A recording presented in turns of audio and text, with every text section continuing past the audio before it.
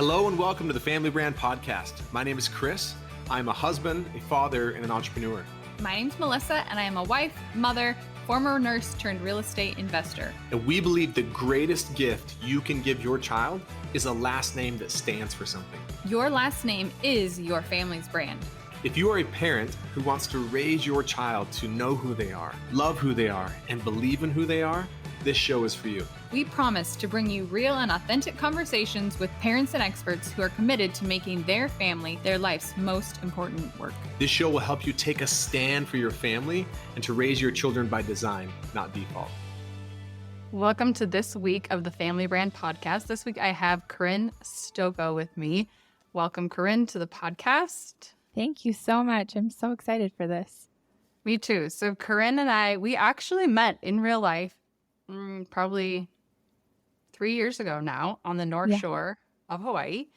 We had mutual friends, the Taggarts, and we happened to end up on a beach together. And we have the most epic picture of that day. We actually do, which I'm glad you mentioned that. I'm gonna use, maybe I'll use that to promote this episode in part. It's like the most perfect beach and water and sky and of course a rainbow. Yes. That was like the best beach rainbow I've ever seen. It was good. We'll show you guys so you can see it. And we, after that meeting, we had the chance to be on Corinne's podcast, and we've just stayed in touch on social media ever since then. And I love so many things about following Corinne. And I recently was like, why have I never had her on our podcast before? Because she offers so much, and I think we're going to get into a lot of why I admire her and wanted her onto the podcast today. But specifically today, I wanted to talk about something that Corinne has been talking a lot about lately, which is being Coda-free or about codependence. Can you, maybe introduce yourself to the Family Brand audience, and then we'll kind of dive in there. Okay.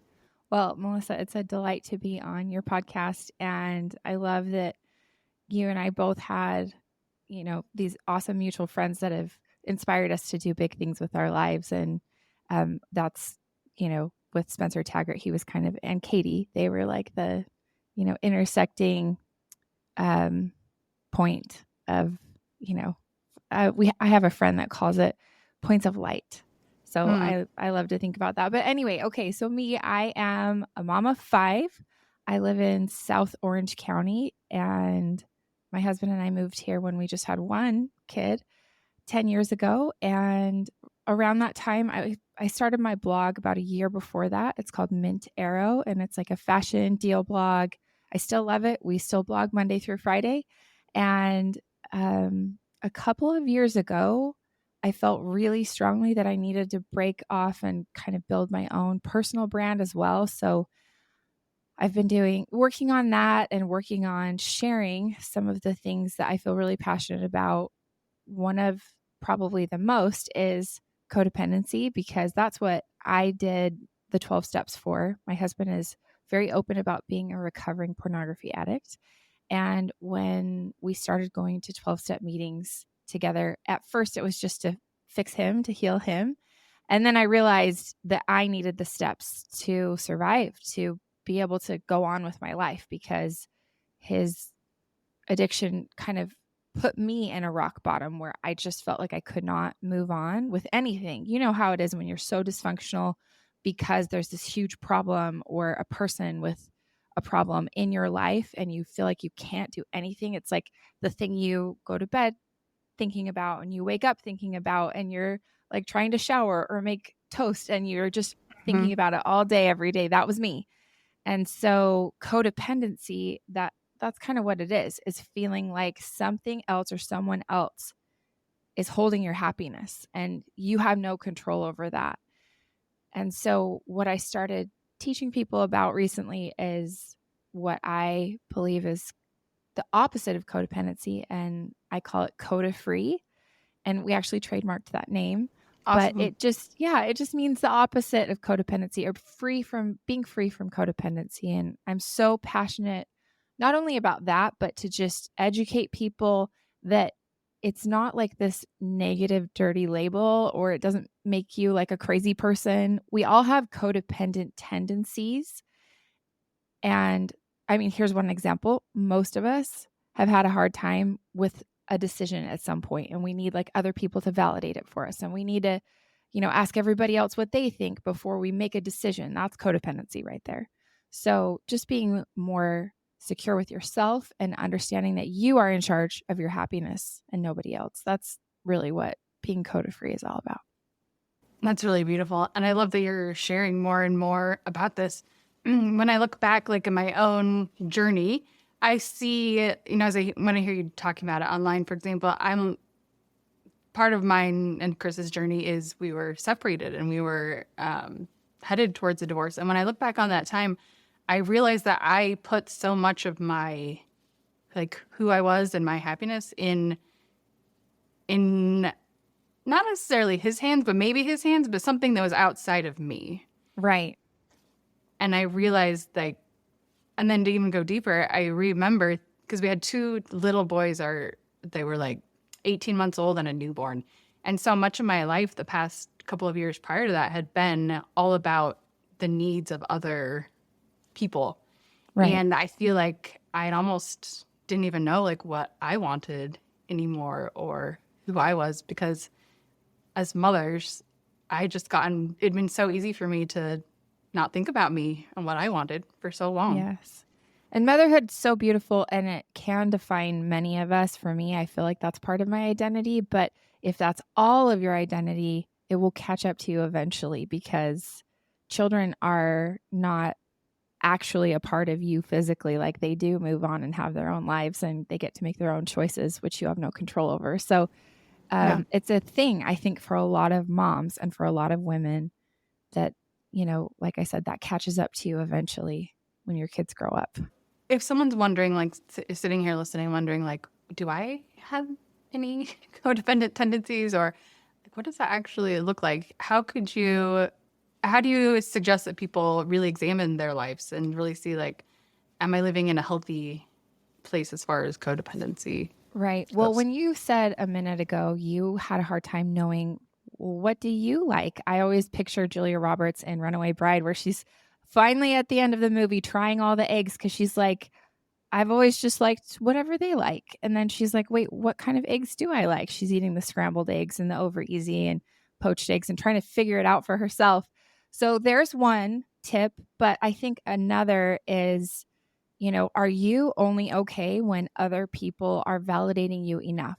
Like, other people are making you feel good. And that can happen for, people in their careers. It can happen for moms that are looking around for the other moms to approve of them. It's very much a middle school thing that just follows us, right? Where we kind of have this point in life where children go from just being happy-go-lucky to realizing there's this social construct where you look around and other people tell you you're cool or you fit in or you're okay.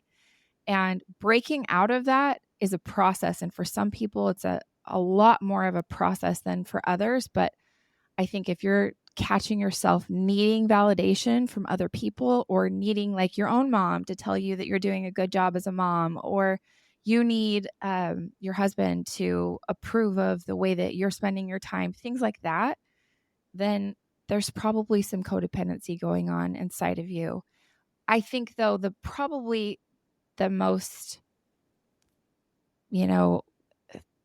the most common like codependency that I see where people really, really need something deep, and like where I was, is when they have someone who's very troubled in their life. Like, you've got an adult child, or you've got a sibling that you're living with, or maybe, a spouse who has behaviors that are out of control.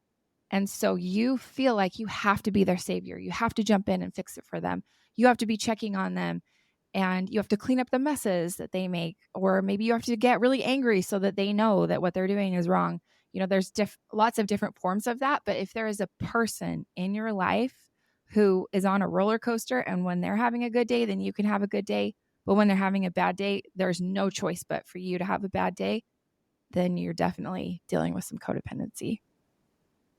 So it sounds like the first step would be realizing like, okay, I do realize that this has become part of how I operate, of how my life works.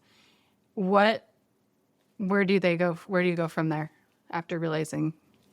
Well, I think I always teach people that the first thing that you really need to do is detach. And detaching can feel scary at first because you're like, what if they drown? Or it can feel kind of mean if you've been telling yourself that you are kind because you take care of this person. Or it might feel like they might die without you. And what I've found is the opposite is true once you have the courage to detach from someone else and their problems and just lovingly, and to me this is the most powerful way to do it, but to lovingly hand that person and their problems over to your higher power. So for me that's God, saying God can do a lot better of a job taking care of my husband and the deep rooted problems that he has that cause him to want to go to his addiction. That's a much better job for God to do than for me to do.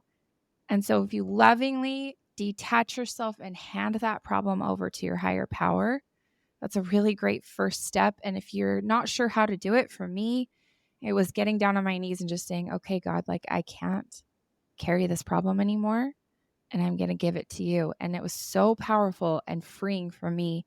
And so for some people that's journaling, or for some people it's like a physical like yoga experience where you're letting go of something. But I think that that's probably the most important thing that you can start with is just detaching yourself from someone else and their problems. I have a question. I would just love to get your perspective on it. Again, this is probably something that I recognized as a belief that I came into my marriage with, which Mm-hmm. is when you become married, you become one, Mm-hmm. in mind and in heart. And I think for me, that kind of looked like for a time, I just kind of disappeared. Yeah. And the one identity became like, well, whatever you want, like, we'll just do whatever, whatever you think, whatever you want. How do you, as I've grown, we've grown as a couple, and as I've grown as a person, I realized like I don't think that was what's meant when it says to become one. I love the work of Jennifer Finlayson Fife. She talks about like holding your own mind, like in a relationship, and I just love that idea of becoming like being a more close couple actually looks like being able to hold your own mind, and that how that can actually create more intimacy in a relationship or in a marriage. So this isn't necessarily a question per se, but do you have any thoughts about becoming one versus differentiating yourself? Yes. And I think a lot of people who are struggling with codependency ask that to themselves or someone else. Like, aren't we supposed to go through these things together? Aren't I supposed to be like that person's, one and only, or your right hand for the rest of your life? Or, as a, maybe like a child, like I am supposed to be their mother, like I'm supposed to be there for them. And what I really think, especially with marriage, where you brought up marriage, like you look at the Bible and it says that you are to cling to, or, to kind of join together.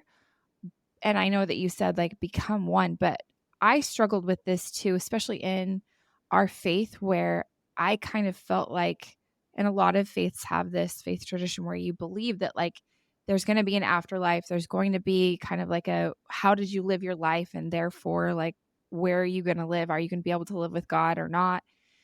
And I felt like I had to drag my husband to the finish line, like I was going to have to figure out how to save him. And it wasn't until I realized, and I had a really wise bishop who was like our congregational leader, who said, Corinne, it is not your job to save him. And salvation is very individual and personal with the Savior. And when I realized that, and I realized it was Jesus' job to save Neil and not me, it just gave me so much power and freedom to say like, oh, really? Like my spirituality that's just between me and God, and where I'm at with him, that's between me and God. And yeah, when two healthy people can come together, there are beautiful things you can do. And it's like really fun. You get to be intimate, and there's like so many great parts of building a life together. But I don't think God meant for us to give up our agency or give up our mind, like you're saying. I think he wants us to bring our best self to the table and allow the other person to come as wherever they're at. And that's where you can really see what it's intended to be, is like two people at their best coming together, not one person dragging the other in a certain direction. Yeah, I love that thought about really letting go of other than what you feel like you can bringing your best and trusting that the other person is going to do the same. That's beautiful. And okay, this brings up a point. This is going to feel like a tangent, but I'm like, this is a great place to insert it, because one thing I love about Corinne is that she at least from the outside, it seems like so easily brings God into conversations, both on her podcast, Mint Arrow Messages, or on Instagram. And I think that is really admirable that you do that. You've already done it like 2 or 3 times in this conversation, which again, I love. Tell me about, I would just love to hear your perspective on that. Like, was that a conscious decision at one point where it was like, I don't know if I'm going to, and then you decided, or has it always been that way?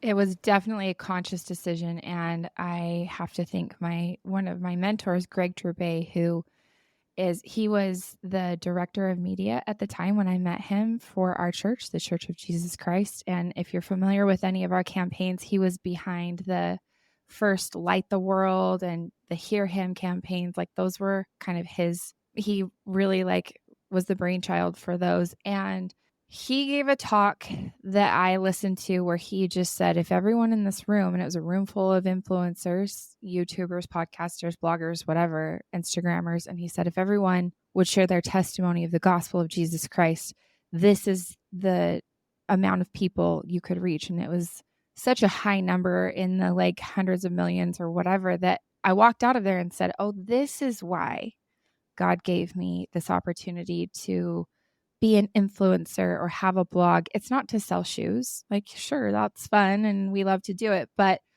it's to bring people to the light and to show people the light of Christ. And before that day, I had been so paranoid about, okay, we don't mix business with religion. They need to be separate. And I want everyone to feel like they can be a customer or a follower of Mint Arrow. And then it just shifted for me. It was like, oh, once I realized that was the actual underlying purpose of all of this blog and influencer stuff happening, it gave me actual direction. And I think that Neil felt that same way too, where before that he would always ask me so what's your plan with this? How big do you want to go with it? And I was always like, I don't know. I'm just kind of letting it happen. But that was the direction we needed. And then it's just been really cool to see God propel us in different directions and show us what's next. And if you believe in God, if you can make him your business partner, he's the best business partner out there, because he'll show you things that you would never have been able to see yourself, that, others might not see for you, but he can see those things. He can see your full divine potential. And so by being an instrument in his hands and partnering with him and saying okay, God, I'll do whatever you want. Use me as a tool. You can do really incredible things. One other thing I wanted to share too is Clayton Christensen's book, The Power of Everyday Missionaries, completely changed my life. And when I read that, he talks a lot about how Satan, one of his greatest lies is to tell us that business and religion don't mix. And he was like, why? Who came up with that rule? We absolutely can talk about God and how we, tie our faith to our motivation and who we are and what we do. So he was another huge inspiration to me. Was there ever a moment where you're like, okay, I'm going to do this, and it felt really scary? Or has it felt like after you made that decision, was it basically smooth sailing? Well, I'm an all-in kind of girl. So the first time I shared about the gospel of Jesus Christ and about our church, I held up a copy of the Book of Mormon and took a picture of it and said, this is my favorite book. Here's why. I read it every day. I feel closer to God. And then Periscope was a thing at the time. And that was basically what Instagram created live streams to be.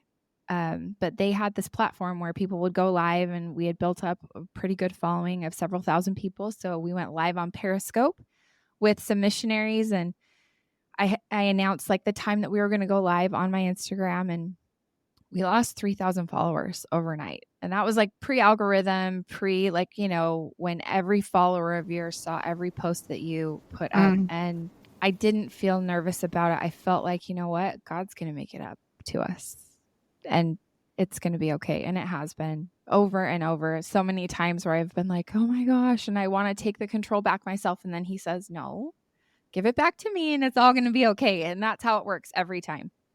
Your faith is beautiful. I love learning from you. It's super inspiring to watch how you partner, like you're saying, partner with God in the building of your businesses, and how it becomes even more or different than how you ever intended it for yourself if you would have done it on your own. Thank you. Okay, let's go. I know recently we are recording this prior to Valentine's Day. It will probably go live just after Valentine's Day. So you have been promoting, I can't remember exactly what it's called. I should have wrote it down, but this idea of self-love. And I know you just recently were talking a lot about that. Can you tell us a little bit more about that?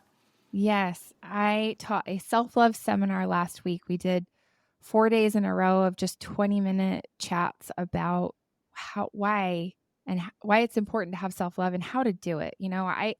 I always find it a little bit frustrating when I take the time out of my schedule to listen to something or, read something or whatever that's kind of like vague and doesn't give real concrete takeaways or examples. And so we just talked about how self-love is so important, not just the oxygen mask that we hear a lot, and not that I disagree with that, but really like, how do we get down to the nitty-gritty of having sustainable self-confidence? Like, how do you keep that? And how do you keep it when there's storms in life? And how do you speak to yourself? And then how others are speaking to you, and, either verbally or even non-verbally, and how are you internalizing that? So all of those things we covered, and really it was just a way to teach people about codependency without labeling it that way, because all of those are principles of living coda-free or breaking free from codependency. Like, codependency is the need to have other people say you're good enough, or, if hard things happen in life, then you're panicking and feeling like things are out of control. And that's never true. Like, you can always put the control back in your higher power's hands and feel really good about yourself and feel like, okay, I'm not scared. God never motivates from fear. That I trust that I have a purpose in life and that everything is exactly as it should be. I'm a huge believer in that too. So we just went through a lot of that as it relates to self-love. And I really wanted to do it before Valentine's Day because there is such a push for like relationships and romance and all of that. And I'm like, well, if you can love yourself better, then you're going to bring a better partner to the table. Or even especially if you don't have a partner and you're out there looking, you're definitely going to attract someone who has better self-worth if you have that really good self-worth too. So those were kind of the reasons that I thought we need to do that. So we did it. It was awesome. We had amazing feedback, and then we made it an evergreen thing on our website so people can go back and take it anytime they want. Beautiful. We'll recap this at the end, but where can people find that? It's just at codafree.org, CODAFREE.org, and it's the self-love seminar. Beautiful. Okay, I have maybe one last, I hope people listening, this doesn't sound all over the place, but like I said, there's some things I love about Corinne, so I'm like, I want to touch on a few of them. Last one being, I love how you are, like you said, you're a mom of 5, and you run this business, and you have a podcast, and you do so many cool things out in the world, and impact in so many different ways. And I know that is inspiring for other women to watch and see like what you're able to do. And I know that I've seen before sometimes that you get feedback from people saying like, how do you do it? Like, you do it all. Yeah. Do you have a response to that? Like when you get questions like that? I do. I think first of all, it's really important to say I don't do it all alone. I have a lot of help. So we have a nanny. My husband works from home. And so it enables me to do a lot of things that I wouldn't be able to do if I was a stay-at-home mom and my husband left in the morning and didn't come home till dinner time. And that was the life that we had planned on. And that's just not how it ended up panning out. And so I really feel like over and over, this plays into the codependency thing too. Like over and over, whenever I have been tempted to be like, gosh, my motherhood doesn't look like someone else's motherhood. And maybe I'm not doing it right. And maybe they judge me. That's where I go back to like, oh, all that matters is that God knows what I'm doing and that he's cool with it. And if I'm aligned with him, that's truly all that matters. But I think that when we're maybe looking around and comparing and saying like, wow, how's she doing that all? Or wow, why is her life like this? That comparison, I heard this the other day, it was so good. Comparison almost always comes from a place of ingratitude. And so if you can, really feel grateful from your creator with whatever he's given you and then make the best of that and then be willing to just, go where he wants you to go.